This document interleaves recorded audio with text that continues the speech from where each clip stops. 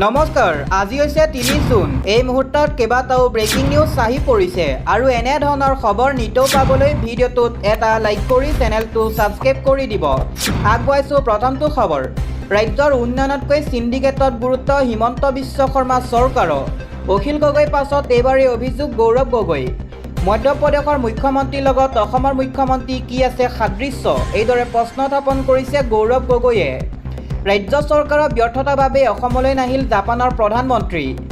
গৌৰৱ গগৈৰ ফালৰ পৰা কোৱা হৈছে যে ৰাজ্য আৰু কেন্দ্ৰ চৰকাৰৰ মাজত নাই কোনো সমন্বয়। আহি পৰিছে আন এটা খবৰ। UCCৰ বিৰুদ্ধে উচ্চতম ন্যায়ালয়লৈ যাব বদৰুদ্দিন আজমল। শপত গ্ৰহণৰ পাছতে মৌলানা বদৰুদ্দিন আজমলৰ বিস্ফোৰণ। মুছলমানৰ বিৰুদ্ধে বাৰম্বাৰ ঘৃণা বিয়পাই মুখ্যমন্ত্ৰী হিমন্ত বিশ্ব শৰ্মাই। মিয়াৰ পিঠি ফালিম, কঁকাল ভাঙিম বুলি কয় মুখ্যমন্ত্ৰী হিমন্ত বিশ্ব শৰ্মাই।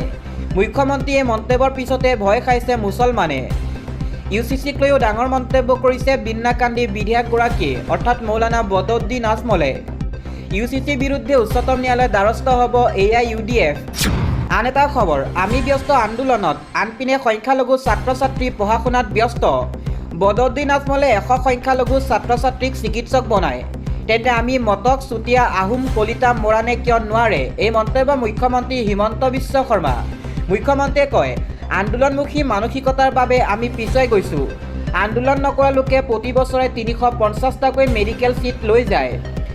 নামনি আৰু মধ্য অসমৰ সংখ্যালঘু ল'ৰা ছোৱালীয়ে লৈ গৈ আছে মেডিকেলৰ চিট। সংখ্যালঘু ল'ৰা ছোৱালীক বেকআপ দিবলৈ আছে বদৰুদ্দিন আজমল আৰু USTM। আমাৰ ল'ৰা ছোৱালীক বেকআপ দিবলৈ একো নাই। আমি কেৱল আলোচনাত ব্যস্ত, আমি চুক্তি কৰি আছোঁ। কিন্তু মেডিকেল ইঞ্জিনিয়াৰিং ACS হ'বলৈ আমাৰ ল'ৰা ছোৱালী নাই। আমি কেৱল কোটা সংস্কৃতিত সীমাবদ্ধ থাকোঁ। অন্ততঃ প্ৰতি বছৰে 10জন ACS 50জন ডাক্তৰ বনাওক, 20টা ইঞ্জিনিয়াৰ, 2জন IIT পঠিয়াওক, 50জন পলিটেকনিক পঠিয়াওক। অসমৰ প্ৰতিটো জনগোষ্ঠীয় সংগঠনে এইবোৰ প্ৰকল্প লওক। এইখিনি কৰিলে আমাক কোনেও ৰখাব নোৱাৰে। টেবুলে টেবুলে নিজৰ বিষয়া নিজৰ মানুহ হ'ব। এই বিশেষ আহ্বান মুখ্যমন্ত্ৰী হিমন্ত বিশ্ব শৰ্মাৰ। দিব লৈছোঁ ৰাজনৈতিক প্ৰেক্ষাপটৰ খবৰ। ৰাজ্যত ক্ৰমাৎ নিক্ষেপ হোৱাৰ দিশে আগবাঢ়িছে কংগ্ৰেছ দল। এইবাৰ মৈৰাবাৰী জিলা পৰিষদৰ সদস্যা পৰিমা বেগমৰ পদত্যাগ। লাহৰীঘাট জিলা পৰিষদৰ সদস্য আবু জহিৰৰো পদত্যাগ। আনপিনে ভোৰাগাঁও জিলা পৰিষদৰ সদস্য মুবাশ্বৰ আহমেদৰ পদত্যাগ। কাইলৈ 10,000ৰো অধিক কংগ্ৰেছ কৰ্মীৰ দল ত্যাগৰ সম্ভাৱনা আছে। কংগ্ৰেছ ত্যাগ কৰিয়ে যোগ দিব পাৰে বিজেপিত। ইয়াৰ পাছৰ খবৰ, সলনি হ'বলৈ গৈ আছে আপোনাৰ প্ৰিয় মহানগৰ গুৱাহাটী। শীঘ্ৰেই দক্ষিণ পূব এছিয়াৰ ট্ৰেভেল হাবত পৰিণত হ'ব গুৱাহাটী। গুৱাহাটীৰ পৰা আপুনি নন ষ্টপ ফ্লাইটৰে যাব পাৰিব ডুবাইলৈ। 4 আগষ্টত বৰঝাৰ বিমানবন্দৰৰ পৰা উৰা মাৰিব প্ৰথমখন এয়াৰ ইণ্ডিয়াৰ বিমান। 4খন দেশলৈ পোনপটীয়া বিমান উৰিব গুৱাহাটীৰ পৰা। গুৱাহাটীৰ পৰা non stop flight UAE, Thailand, Singapore, ভূটানলৈ। পৰৱৰ্তী অৱস্থাত গুৱাহাটীৰ পৰা যাব পাৰিব ভিয়েটনামলৈ। সামাজিক মাধ্যমত এই ভাল খবৰ দিলে মুখ্যমন্ত্ৰী হিমন্ত বিশ্ব শৰ্মাই। দিব লৈছোঁ এটা ব্ৰেকিং নিউজ। চিকিৎসা নামত চৰকাৰী চিকিৎসকৰ ভয়ংকৰ কাণ্ড।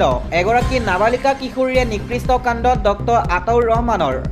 চিকিৎসালয়ৰ পৰা উলিয়াই আনি চৰকাৰী চিকিৎসকক লপাথপা ৰাইজৰ। গোসাইগাঁও প্ৰাথমিক স্বাস্থ্য কেন্দ্ৰত এই ভয়াৱহ কাণ্ড সংঘটিত হৈছে। চিকিৎসাৰ বাবে যোৱা কিশোৰী গোপন অংগত হাত দিলে ডক্টৰ আতাউৰে। মাতৃৰ সন্মুখতে ডাক্তৰ ৰহমানে হানি কৰিলে জীয়ৰী শ্লীলতা। এই কাণ্ড দেখি জীয়ৰীক চিকিৎসকৰ হাতৰ পৰা আঁতৰাই আনিলে মাতৃয়ে। শতাধিক লোক উপস্থিত হৈ চিকিৎসকক সোধালে উত্তম মাধ্যম। বৰ্তমান চিকিৎসক ৰহমানক মংগলদৈ আৰক্ষী জালত। পৰৱৰ্তী খবৰ, ৰাম মন্দিৰত সংঘটিত 200 কোটি টকাৰ চুৰি কাণ্ডৰে জড়িত বিজেপি নেতা। ৰাম মন্দিৰৰ পৰা চুৰি হ'ল 200 কোটি টকা। 200 কোটি টকা কেলেংকাৰীৰে কঁপাইছে দেশ। কোনে কৰিলে 200 কোটি টকা চুৰি? ৰাম মন্দিৰত ভক্তৰ ধন চুৰি কৰি পলাতক হৈ আছে চোৰ। কিন্তু চোৰৰ বিৰুদ্ধে নাই কোনো FIR। আৰক্ষীৰ পৰা ED, CBI লৈকে ক'তো নাই গোচৰ। ৰাম মন্দিৰত 200 কোটি টকাৰ চুৰি কাণ্ডক লৈ এইবাৰ সৰব অৰবিন্দ কেজৰিৱাল। চুৰি কাণ্ডৰে জড়িত পাপীক চোৰক গ্ৰেপ্তাৰ কৰাৰ দাবী। ৰাম মন্দিৰৰ সৈতে হিন্দুৰ আস্থা ভক্তি জড়িত হৈ আছে। বিজেপি চৰকাৰে কাক ৰক্ষণাবেক্ষণ দিছে? চুৰিকাণ্ড আঁৰত বিজেপি নেতা হাত আছে নেকি? লগতে প্ৰশ্ন উত্থাপিত কৰিছে দিল্লীৰ প্ৰাক্তন মুখ্যমন্ত্ৰী অৰবিন্দ কেজৰিৱালে। অৰবিন্দ কেজৰিৱালে মন্তব্য কৰি কয়, 200 কোটি টকা চুৰি কৰিও কেনেকৈ বাচি আছে চোৰ। যিমান ডাঙৰ চোৰ নহওক কিয় গ্ৰেপ্তাৰ কৰি জেলত দিয়ক। কেন্দ্ৰ আৰু ৰাজ্যত বিজেপিয়ে চৰকাৰ, কিন্তু কিয় এতিয়াও তদন্ত কৰা নাই? এই চুৰিকাণ্ডত বিজেপি ডাঙৰ নেতা জড়িত আছে। তদন্ত হ'লে উত্তৰ প্ৰদেশত বিজেপি চৰকাৰ ভংগ হ'ব পাৰে। এই ভয়ে খেদিছে বিজেপি চৰকাৰক। এইদৰে এতিয়া প্ৰশ্ন উত্থাপিত কৰিছে দিল্লীৰ প্ৰাক্তন মুখ্যমন্ত্ৰী অৰবিন্দ কেজৰিৱালে। আৰক্ষীৰ পৰা ইডি চিবিআইলৈকে ক'তো নাই গোচৰ। ৰাম মন্দিৰ 200 কোটি টকা চুৰিকাণ্ডক লৈ সৰব অৰবিন্দ কেজৰিৱাল। দিব লৈছো আন এটা খবৰ। ডিব্ৰুগড়ত প্ৰতিবাদত নামিল ডায়েলিচিছ ৰোগী, কিন্তু কিয়? ডায়েলিচিছৰ সুবিধা বন্ধ হোৱাৰ আশংকাত ডিব্ৰুগড়ত প্ৰতিবাদত নামিছে ৰোগী। আয়ুষ্মান কাৰ্ডৰ সেৱা অব্যাহত ৰাখিবলৈ চৰকাৰৰ আহ্বান ৰোগীৰ। সোমবাৰে ডিব্ৰুগড়ত প্ৰতিবাদত নামিল ৰোগী। অসম চিকিৎসা মহাবিদ্যালয়ৰ সমীপত পথ অৱৰোধ কৰি ডায়েলিচিছ ৰোগীসকল আৰু তেওঁলোকৰ পৰিয়াল নামিল প্ৰতিবাদত। শেহতীয়াকৈ অসমৰ একাংশ ব্যক্তিগত চিকিৎসালয়ত আয়ুষ্মান কাৰ্ড সেৱা বন্ধ কৰি দিছে চৰকাৰে। ফলত আয়ুষ্মান কাৰ্ডৰ জৰিয়তে চিকিৎসা কৰি থকা একাংশ ৰোগীয়ে ব্যক্তিগত চিকিৎসালয়ত ডায়েলিচিছৰ সুবিধা বন্ধ হোৱাৰ আশংকাত প্ৰতিবাদত নামিল। প্ৰতিবাদকাৰীয়ে অসম চিকিৎসা মহাবিদ্যালয়লৈ যোৱা মূল পথ অৱৰোধ কৰি প্ৰতিবাদ সাব্যস্ত কৰে। সেয়ে স্তব্ধ হৈ পৰে যাতায়াত ব্যৱস্থা। প্ৰতিবাদকাৰী ৰোগীয়ে কয়, অসমৰ চিকিৎসা মহাবিদ্যালয়ত ডায়েলিচিছৰ সুবিধাৰ বাবে আসন মাত্ৰ আছে 12খন। কিন্তু প্ৰতিদিনে হাজাৰ হাজাৰ ৰোগীয়ে কেনেকৈ চিকিৎসা কৰিব মাত্ৰ 12খন আসন থকা অসম চিকিৎসা মহাবিদ্যালয়ত? এই প্ৰশ্ন উত্থাপিত কৰে। তেওঁলোকে কয়, আমাৰ উপায় নাই, এইদৰে প্ৰতিবাদ সাব্যস্ত কৰিবলৈ বাধ্য হৈছোঁ। আমাক জীয়াই থাকিবলৈ কিবা এটা পথ লাগে, সেয়ে এই পথ বাছি লৈছোঁ। ব্যক্তিগত চিকিৎসালয়ত আয়ুষ্মান কাৰ্ডৰ সুবিধা অব্যাহত নাথাকিলে নিয়মিত ডায়েলিচিছৰ ব্যয় বহন কৰাটো অধিকাংশ পৰিয়ালৰ পক্ষে অসম্ভৱ হৈ পৰিব। আগতে যেনে ধৰণৰ ব্যৱস্থা আছিল তেনেকুৱা কৰিব লাগে, নহ'লে আমাক মাৰি পেলাওক, আমি মৰিবলৈ সাজু। প্ৰতিবাদকাৰীসকলে লগতে কয়, যদিহে চৰকাৰে আয়ুষ্মান কাৰ্ডৰ সেৱা বন্ধ কৰাৰ পৰিকল্পনা কৰিছে, তেতিয়াহ'লে চৰকাৰী চিকিৎসা মহাবিদ্যালয়সমূহত ডায়েলিচিছৰ বিচনা আৰু চিকিৎসাৰ সুবিধা বৃদ্ধি কৰিব লাগে। অন্যথা ইমান টকা দি কেনেকৈ ব্যক্তিগত চিকিৎসালয়ত চিকিৎসা কৰিম? আমি চিকিৎসাৰ ব্যয় বহন কৰিম নে পৰিয়াল চলাম? সেয়ে মুখ্যমন্ত্ৰীয়ে এই ক্ষেত্ৰত বিকল্প ব্যৱস্থা গ্ৰহণ কৰিব লাগে। আন এটা খবৰ, এইবাৰ আকৌ কি হ'ল? ভাৰতৰ বিৰুদ্ধে চিধা-চিধি সামৰিক পদক্ষেপৰ ভাবুকি পাকিস্তানৰ।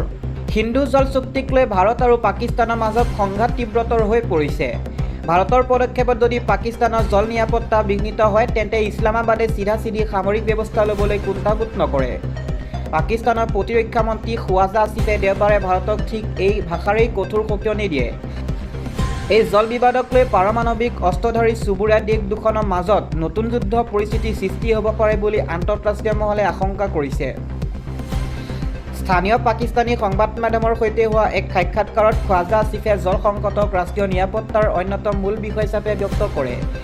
তেওঁ স্পষ্ট কৰি দিয়ে যে যদিহে সিন্ধু অৱবাহিকাৰ পানীৰ ওপৰত পাকিস্তানৰ অধিকাৰ খৰ্ব কৰা হয়, তেন্তে ইয়াৰ তীব্ৰ প্ৰত্যুত্তৰ দিয়া হ'ব। তেওঁৰ ভাষাত, যি মুহূৰ্তত আমি উপলব্ধি কৰিম যে আমাৰ ৰাষ্ট্ৰীয় নিৰাপত্তা বিঘ্নিত হৈছে আৰু পানী আমাৰ ৰাষ্ট্ৰীয় নিৰাপত্তাৰে এক অবিচ্ছেদ্য অংগ, আমি নিশ্চিতভাৱে ভাৰতৰ বিৰুদ্ধে যুদ্ধত নামিম।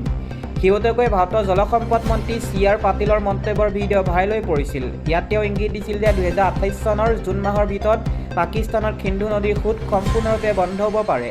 জলসংকটৰ ভয়াৱহ পৰিস্থিতিৰ মাজত এই খবৰ দেশখনত পোৱাৰ লগে লগে পাকিস্তানে তীব্ৰ প্ৰতিক্ৰিয়া প্ৰকাশ কৰে। চুক্তিৰ বাহিৰলৈ গৈ যদি ভাৰতে নদীৰ সোঁত ক্ষীপ্ৰতাৰে নিয়ন্ত্ৰণ বা পৰিৱৰ্তন কৰিবলৈ চেষ্টা কৰে, তেন্তে পাকিস্তানে বহি নাথাকে বুলিও আসিফে কয়।